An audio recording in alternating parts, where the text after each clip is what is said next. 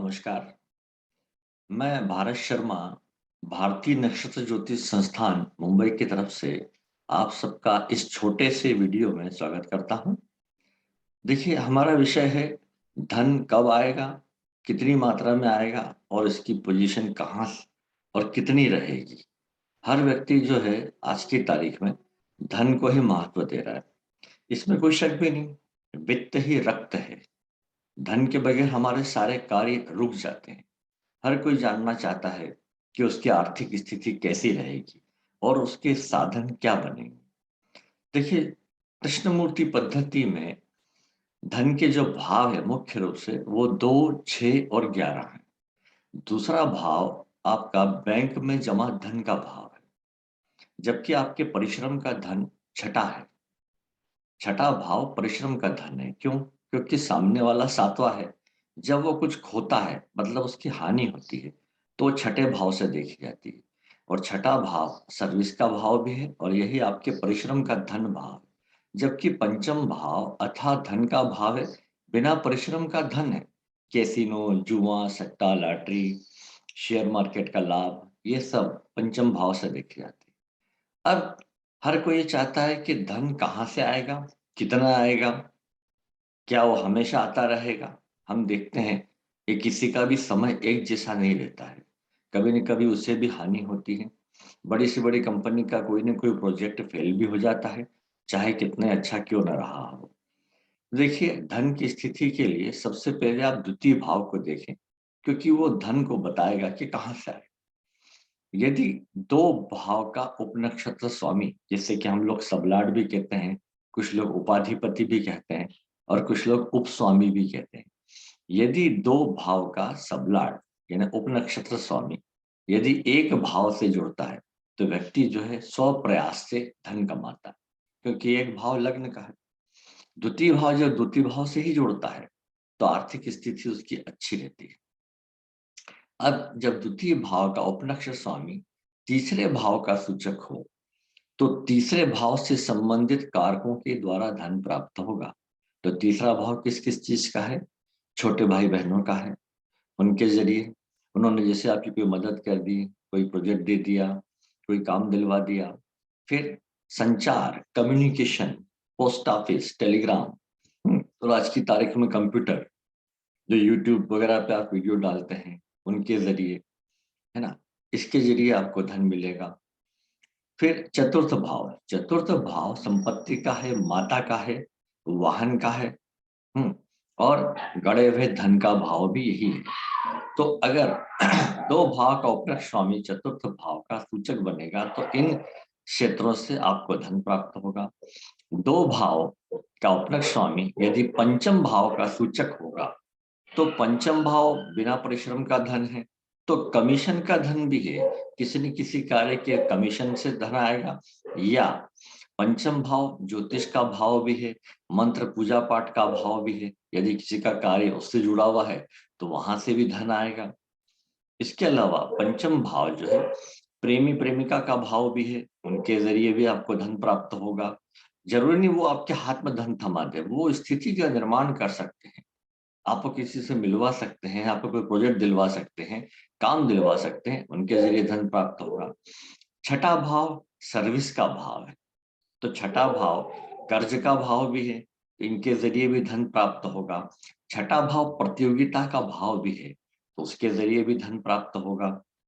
सप्तम भाव, अब द्वितीय भाव का उपनक्षत्र स्वामी जब सप्तम भाव का सूचक हो या सिग्निफिकेटर हो, तो सप्तम भाव से संबंधित कारकों से धन मिलेगा। अर्थात जीवन साथी ने आपकी कहीं नौकरी लगवा दी, जीवन साथी ने आपको काम दिलवा दिया, या पार्टनरशिप का धन, तो पार्टनरशिप से भी आपको धन प्राप्त हो सकता है। अष्टम भाव, जब दो भाव का उपनक्षत्र स्वामी आठवां अष्टम भाव यानी आठवें भाव का सूचक हो, तो आठवें भाव संबंधित कारकों को धन मिलेगा। तो आठवां भाव किन किन चीजों का है? एक तो दहेज का भाव भी है, फिर प्रोविडेंट फंड का भाव भी है, पैतृक संपत्ति का भाव भी है और इंश्योरेंस सेक्टर का भाव भी है। तो इन भावों के इन कारकों के जरिए इन विषयों से संबंधित आपको धन प्राप्त होगा। नवम भाव, जब दो भाव का उपनक्षत्र स्वामी नवम भाव का सूचक होता है। तो नवम भाव शिक्षा का भाव है, धार्मिक संस्थान का भाव है। और कृष्णमूर्ति पद्धति में या नाड़ी ज्योतिष में नवम भाव को पिता का भाव भी माना गया है, तो पिता की तरफ से भी धन प्राप्त होगा। अब दसम भाव, जब दो भाव का उपनक्षत्र स्वामी 10 भाव का सूचक हो, तो दसम भाव मान प्रतिष्ठा का भी भाव है, सम्मान पुरस्कार के रूप में धन प्राप्ति होती है, और ये आपके कर्म का भाव भी है, इसलिए कर्म के जरिए भी आपको धन प्राप्त होगा। दसम भाव राजनीति का भाव भी है, तो राजनीतिक लोगों से भी आपको धन प्राप्त होगा। फिर आते हैं 11वें भाव पर। 11वां भाव मित्रों का भाव है, बड़े भाई बहन का भाव है, और मैनेजमेंट सेक्टर का भाव भी है। तो जब दो भाव का उपनक्षत्र स्वामी 11वें भाव का सूचक हो, तो इन क्षेत्रों से आपको धन प्राप्त होगा। और ये भी देखा गया है कि दो भाव का उपनक्षत्र स्वामी जब 11वें भाव का सूचक होता है, तो जीवन में आर्थिक स्थिति हमेशा अच्छी रहती है। 12वां भाव, 12वां भाव जो है जेल का, अस्पताल का, रोगों का, सॉरी, जेल का, अस्पताल का, रिहैब सेंटर का, और खर्च का भाव और विदेश का भाव भी है। तो इन सेक्टरों से आपको धन प्राप्त होगा। अस्पताल संबंधित बोला है, तो इसका मतलब यह है कि व्यक्ति दवाओं से संबंधित कामकाज करेगा, तो उसको धन प्राप्त होगा। और फिर जैसा उसका कार्य क्षेत्र है, कोई व्यक्ति जेलर है, तो जेल से उसको धन प्राप्त होगा। तो इस प्रकार 12 के 12 भाव धन के भाव, और जब धन प्राप्त होता है, तो कहीं न कहीं देखिएगा आप दशा भुक्ति अंतर में जाएंगे, तो आप इन सभी 12 भावों की भूमिका आपके सामने आएगी, चाहे कोई भी हो। मेरा अपना रिसर्च है कि जब कोई घटना घटित होती है, तो 12 के 12 भाव सहयोग करते हैं। अब ये तो हो गया धन प्राप्ति कहाँ से होगी, लेकिन किसी को धन बहुत अधिक मात्रा में मिलता है, किसी को धन कम मात्रा में मिलता है। जो बहुत पैसे वाले हैं, उनको रोज धन चाहिए। हम्म जैसे किसी को लाखों रुपए महीना आता है, और इस बार वो लाखों में भी कुछ कम लाख रुपए आए, तो है तो ये भी कमाई, ये ध्यान रखिए। तो 2 6 11 धन के भाव हैं। सब कुछ अच्छा होते हुए भी हमने किसी को कह दिया कि भाई आपकी आर्थिक स्थिति बहुत अच्छी रहेगी, और वो कहता है कि साहब अभी तो मेरा बहुत ही नुकसान हो गया है। तो ये किस बात पर निर्भर करता है? ये आपकी दशा भुक्ति अंतर पर निर्भर करता है, क्योंकि दशा ही दिशा बताती है। यदि दशा स्वामी 5 8 और 12 जो कि धन हानि के भाव होते हैं, इनका सूचक हो, और वो गोचर में भी आ जाए, तब आपको धन की हानि होती है। या ये कर्ज उतारने के भाव भी हैं। अगर आपने कहीं से कर्ज ले रखा है, तो आपको उतारना पड़ेगा, तो आपके पास धन नहीं बच पाता है। तो 5 8 12 जो है धन हानि के भाव है। तो बहुत अच्छी आर्थिक स्थिति रहने के लिए 2 6 11 जरूरी है। 2 6 11 भाव जब एक्टिव होते हैं, तो व्यक्ति को धन लगातार मिलता रहता है। अब दशा भुक्ति अंतर की बात कर रहे थे, सब कुछ अच्छा होते हुए भी जब दशा में 5 8 12 हो, तो हानि हो गई। लेकिन कई बार ये भी तो हो सकता है कि 2 6 11 के साथ 5 8 12 भाव भी एक्टिव हो दशा भुक्ति अंतर में। तब क्या होगा? तब आप आर्थिक स्थिति में बड़ा उतार चढ़ाव देखेंगे। मैंने देखा है, जब कभी भी किसी की दशा भुक्ति अंतर वाले ग्रह जो हैं, वो 5 8 12 के साथ 2 6 11 के सूचक हों, तो धन आता भी रहता है, और किसी न किसी योजना में लगता भी रहता है। लेकिन 5 8 12 के साथ केवल 10 और 11, या 10 या 11 भाव सूचक के रूप में आ जाए, तो व्यक्ति को जो है सब कुछ नुकसान होने के बावजूद वो अपने आप को एक प्रकार से बचा लेता है। नो प्रॉफिट नो लॉस की स्थिति रहती है।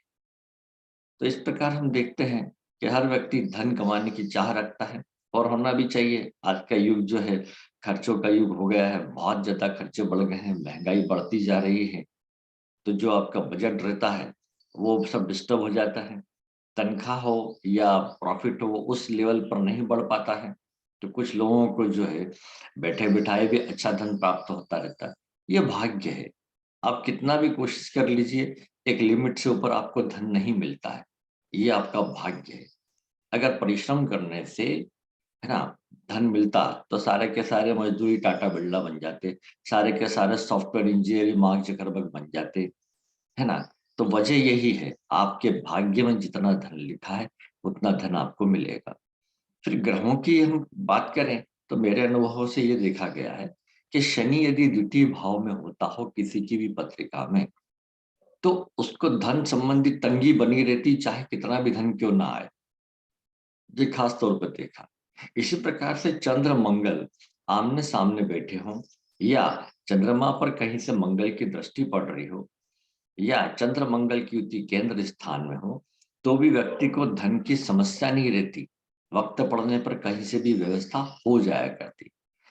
परंतु सूर्य यदि अष्टम भाव में हुआ, हम्म तो आप समझिए कि एक प्रकार से फूटे घड़े में पानी भरना है। आप उसको ठीक करते हैं, धन इकट्ठा होता, और अचानक से कोई खर्चा सामने आता है और वो निकल जाता है। फिर हम इससे लोग उपाय पूछते हैं। भाई उपाय जो है एक हद तक ही काम करते हैं। उपायों से हम किसी का भी भाग्य नहीं बदल सकते कि भाई आप ये उपाय कर लेना आपको बहुत धन आएगा। और कई बार लोग करते हैं और उनको वाकई धन आने लगता है, तो वो समझते हैं इसकी वजह से ऐसा हुआ, हमने जो उपाय किया था। लेकिन ये भाग्य है। जब हम किसी को उपाय बताते हैं धन के लिए, तो देखिए ग्रह जितने भी हैं वो हमारे गुलाम नहीं है, ये श्रद्धा से फलीभूत होते हैं। व्यक्ति अपना चाल चलन ठीक रखते हुए ईमानदारी से धन कमाता है, तो उसको धन मिलता ही रहता है। हम्म, अब सिर्फ धन प्राप्ति के लिए सीधा रास्ता ही जरूरी नहीं है, कुछ लोग उल्टा रास्ता भी अपनाते हैं। यानी कुछ लोग स्मगलिंग करते हैं, शराब का धंधा करते हैं, अवैध गतिविधियों के द्वारा भी धन प्राप्त करते हैं। ऐसा कब होगा? जब कर्म का भाव जो कि 10वां है, यह 2 6 10 11 के साथ 5 8 12 से जुड़ जाए, तब समझिए किसी ने किसी कार्य में अवैध गतिविधियों के माध्यम से भी धन प्राप्त होगा। तो चाहे वो शराब का धंधा हो, या मिलावट का धंधा हो, या और कोई अन्य गतिविधि का हो, इससे भी धन प्राप्त होता है। फिर राहु अष्टम भाव में होता है, तो उसको व्यक्ति को काफी परेशानी आती है, अदृश्य पीड़ा परेशान करती है। धन आता तो है लेकिन अचानक भी चला जाता है। तो जब भी किसी व्यक्ति को राहु की दशा चल रही हो, तो धन तो तेजी से आता है, लेकिन यदि उसने उस धन का कहीं इन्वेस्टमेंट नहीं किया है, बचाया नहीं है, तो आप समझ लीजिए वो धन राहु की दशा समाप्त होते होते सब चला जाएगा। तो इस बात का हमें ध्यान रखना है कि क्या करें। तो धन की सेविंग भी जरूरी है, आप उतना ही खर्च करें जितना जरूरी है। अब हमने ये भी देखा है कि कुछ लोग बहुत धन कमाते हैं, मालूम पड़ा कि करोड़ों रुपए इकट्ठा कर लिया, लेकिन रहते हैं बिल्कुल फकीर की तरह। ये उनका भाग्य है कि वो उस धन का उपयोग नहीं कर पाते हैं, और उनकी मृत्यु के बाद उनकी संतान ने धन उड़ा देती है। संतान ना हो तो किसी ट्रस्ट को चला जाएगा, या बैंक के सस्पेंशन अकाउंट में जमा हो जाएगा। इसलिए धन का उपयोग भी करें, क्योंकि धन की 3 गति होती है: दान, भोग और नाश। यदि आपने धन का दान नहीं किया है, उसका भोग नहीं लगाया है, तो उसका नाश संभव है। तो धन की आर्थिक स्थिति सुधारने के लिए पहले तो हम ये देखते हैं कि व्यक्ति के लिए कार्य क्षेत्र क्या होना चाहिए, कि किस माध्यम से होगा। होता है क्या है कि व्यक्ति शिक्षा किसी और विषय में लेता है और काम कुछ और करता है। कोई व्यक्ति इंजीनियर है और अब मालूम पड़ा इंजीनियरिंग ठीक नहीं चल रही है, काम नहीं मिला उसको, तो वो लॉ कर लेता है और कानून के फील्ड में चला जाता है। ऐसा अक्सर देखने में आया है। किसी लड़की ने एयर होस्टेस की अच्छी ट्रेनिंग ली, लेकिन आजकल वह किसी होटल में रिसेप्शनिस्ट के रूप में कार्य कर रही है। ये भी होता है। तो ज्योतिष यही काम आता है कि वो आपकी दशा को दिशा बताता है। अगर आपको पहले ही बता दिया जाए कि भाई आपके भाग्य में इंजीनियरिंग नहीं बल्कि कानून का फील्ड लिखा है, तो वो उसी फील्ड में शिक्षा लेगा। तो ज्योतिष का काम ही है परामर्श देना।